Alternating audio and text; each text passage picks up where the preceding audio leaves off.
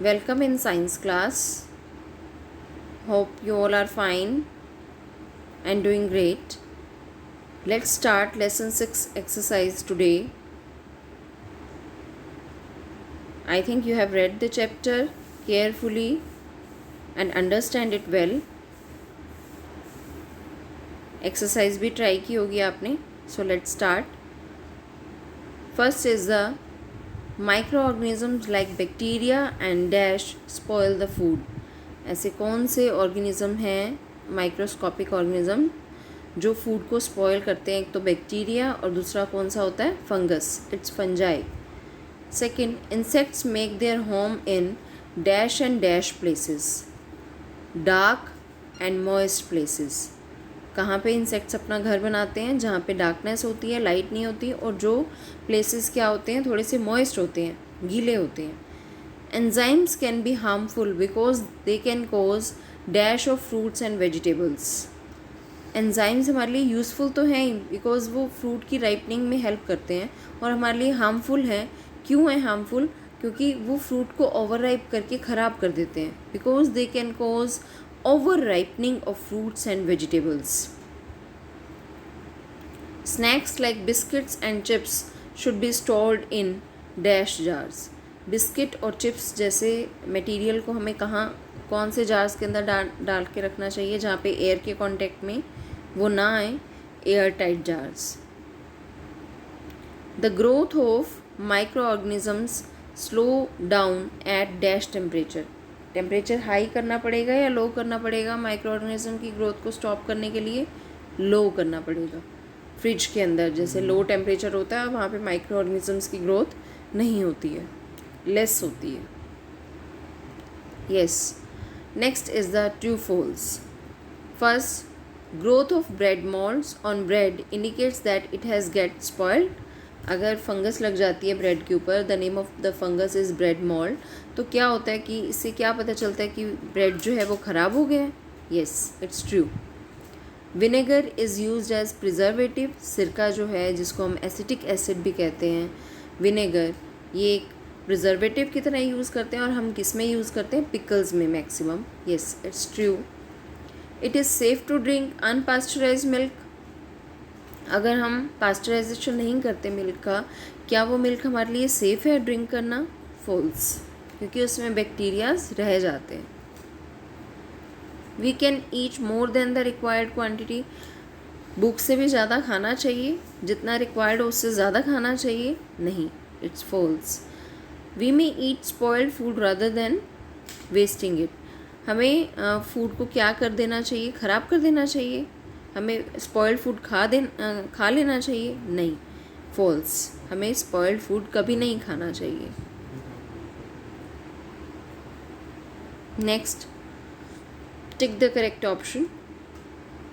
A natural insect repellent found in are kitchen is. Kitchen के अंदर हम एक ऐसा इंसेक्ट रिपेलेंट रखते हैं जो हमारे आसपास इंसेक्ट्स को नहीं आने देता, और उसका नेम है टर्मरिक पाउडर.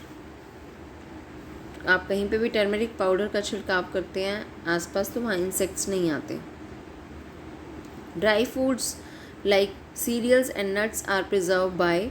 कौन से मेथड से हम ड्राई फूड्स को प्रिजर्व करते हैं? ना तो हम इसमें सॉल्ट शुगर डालते हैं, ऑलरेडी ड्राई है तो डिहाइड्रेशन भी नहीं हो सकती. पास्चराइजेशन हम मिल्क के लिए यूज़ करते हैं, तो कौन सा मेथड रह गया? वैक्यूम पैकिंग, की एयर के कांटेक्ट में इनको नहीं आने देते. Fruits and vegetables get ripen due to action of. Fruits और वेजिटेबल्स जो हैं वो राइप हो जाती हैं. किसके एक्शन से राइप होती हैं? Due to action of enzymes. The least perishable food item from the following is. Least perishable food item कौन सी है जो ख़राब नहीं होती है और जिसमें मॉइस्चर कम होता है? वो कौन सी है? Biscuits. Next is the chances of spoilage of food can be reduced by keeping the food.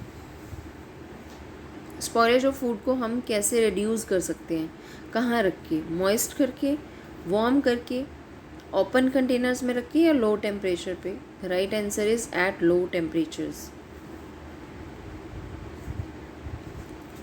Lesson 6, spoilage and wastage of food and food preservation, part D. Yes. Come to the part D. State 2 factors that contribute to the fast growth of microorganisms. Fast growth जो microorganisms की हो रही है उसके लिए main factors कौन कौन से हैं? मॉइस्चर, एक तो जहाँ मॉइस्ट होता है प्लेस, मॉइस्चर का मतलब क्या होता है? पानी वाला, और गीला, एंड वार्मथ, गरम, ठीक है। रूम टेम्परेचर है, गर्मी है, टेम्परेचर हाई है, ज़्यादा हाई भी नहीं होना चाहिए, तो इस कंडीशन में जो है माइक्रो ऑर्गेनिजम्स की ग्रोथ फास्ट होती है। What is likely to happen to the curd if it is not stored in refrigerator? Curd बनने के बाद अगर हम फ्रिज में ना रखें तो क्या होगा? खट्टी हो जाएगी, इट विल बिकम सॉर, और हमारे लिए टेस्ट भी अच्छा नहीं होगा इसका। What do you understand by the food preservation? Food preservation का मीनिंग क्या है? It is the process of treating and handling of food to stop और slow down the spoilage. Food को मैनेज करना, उसको ट्रीट करना, अच्छे से हैंडल करना कि फूड के अंदर जो माइक्रो ऑर्गेनिज्म की ग्रोथ है वो ना हो और फूड स्पॉयल ना हो। इसी को हम क्या कहते हैं? Food preservation. प्रॉपरली उसे स्टोर करना, कौन सा फूड कहाँ रखना है और कैसे हमें कितना यूज़ करना है, उतना ही लेना है जितना यूज़ करना है, ये सब बातें फूड प्रिजर्वेशन में आ जाती हैं। How can we protect our food from insects, worms and rats? Insects, worm और रैट मेनली कहाँ पे आते हैं? जहाँ पे मॉइस्चर होता है और प्लेसेस क्लीन नहीं होते। तो इसलिए हमें अपनी कबर्ड्स, शेल्स, कंटेनर्स सारे क्या रखने चाहिए? Clean and dry. Why does food stay fresh for a longer time when stored in a refrigerator? Food जो है अगर हम रेफ्रिजरेटर में स्टोर करते हैं तो ज़्यादा टाइम तक फ्रेश कैसे रहता है? क्यों? क्योंकि वहाँ पे टेम्परेचर क्या होता है? लो होता है। In refrigerator, temperature is very low. Microorganism and enzymes get deactivated at low temperature. Low temperature पे जो microorganism हैं और जो enzymes हैं वो deactivate हो जाते हैं and spoilage of food gets prevented.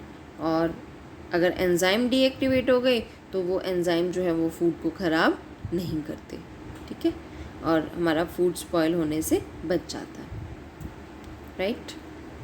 This is all about part A to D. Write in the fair notebook part D and part A to C in the book. Thank you. Have a nice day.